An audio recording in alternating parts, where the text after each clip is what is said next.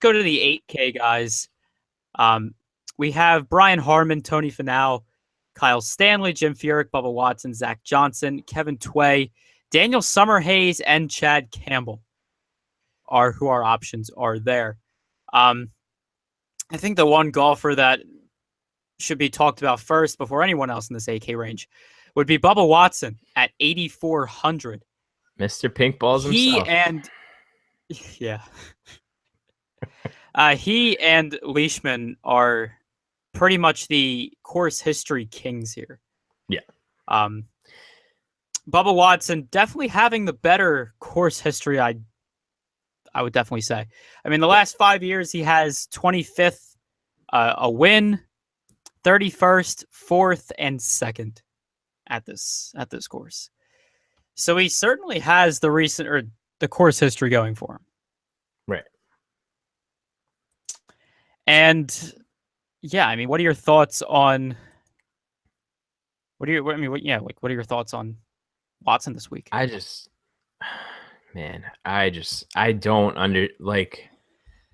this is a tough one because I've been burned by like ignoring this elite course history stuff. But I mean, do you feel comfortable clicking his name? Like, Never. What is he, 8,400? Like this year? I mean, I guess it's a fair price.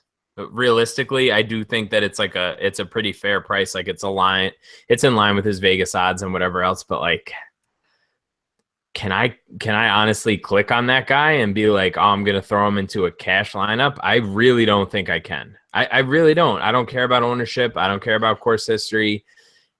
I'll play him in a GPP, but I'm not trusting that guy the way that he's played this year. He's been so up and down that I mean. It's like miscut 6th place, miscut 5th place, 26th, miscut 9th place. Like that's a GPP play. That's not a cash play. You can't. The guy has no cut equity right now. You can't risk that if you really wanna have winning cash lineups. I'm not going to be doing it. Like I said, GPP fine, but if you can roster him in cash, more power to you. I can't click his name. Yeah, there's just no way. There's no way you can ever like do it with confidence. Right. But he does make for a great GPP fade. I mean, he's 8,400, which makes him expensive. He's going to be highly owned. He does make for a great fade in GPPs if that's the case. If Bubba Watson was like 68, 7K, like if he were that much cheaper. Oh yeah, then it would be impossible to fade him. Right. Then it's like, that couple weeks where like Charles Howell III was like 6,600 and you're just like, where's he what? been, first of all? Where's Charlie Howell III been? We have to put out an APB on him because I don't remember the last time he made a start. I can look for it while we're talking and try to pull it up, but I really can't remember the last time that guy played. Yeah, because like he was, for the longest time, he was like one of the most popular golfers for like people to talk about. Yeah. And just he was highly owned in a lot of tournaments. He was cheap. Like he was just like that great value play you can always go to. And I was just like, he hasn't played in 2 months. Maybe I missed something. Maybe, I don't know. Maybe he's hurt, but he hasn't played since the RBC. It was the week after the Masters, no? So yeah, I don't know. Yeah. But other than that, I mean, we have the bogey free plays of Tony Finau and Kevin Tway, so we got that going for us at least this week, Yeah. No, I totally those are brand plays. They truly are. Yeah, so Finau, Tway is, I don't know, Tway's odd. You're gonna get him at. You hate Tway so much. I don't hate Tway. It's like you hate him so much. He's the best, man. Oh my god, dude went from like 500th in the world. He's up to like 180, and you're just like, nah. I mean, what if he cracks the top 100? then oh, fine. don't give me. All right, enough. Don't give me that. I'll start giving him positive sentiment if he cracks the top 100. Until then, just can't. When he's just birdieing both par fives on the course and mashing on the 400 to 450 yard par fours this week, you're gonna be like, Matt, I should have listened. But it's fine. I understand. Here's the thing. I have so much confidence in my fate of Kevin Tway at this point that you can at me every. How dare you? You can quote the tweet. You can go into the. Into the birdie bot on Twitter. I'm CCing you on everything. Just do it. It's fine. It's gonna happen.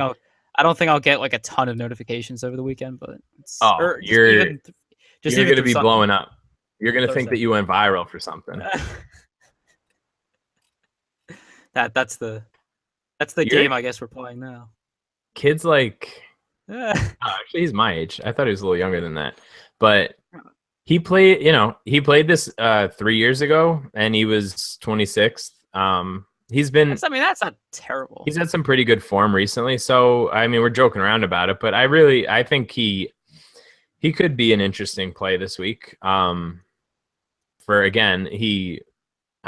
was one stretch where he was like a third, and a fifth, I think, maybe a month ago or a month and a half ago. So, I mean, he's been playing good golf this year. So I'll definitely have some exposure to him.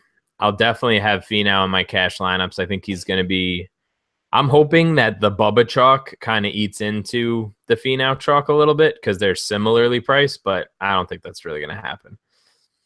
No, it doesn't really – it doesn't really seem too likely. Why is everybody listening about Finau now? Like, I liked when it was like he was getting 6 tags and I could just be like, oh, I'm going to get Finau at 3.5% or not 3.5%, whatever, like 6%.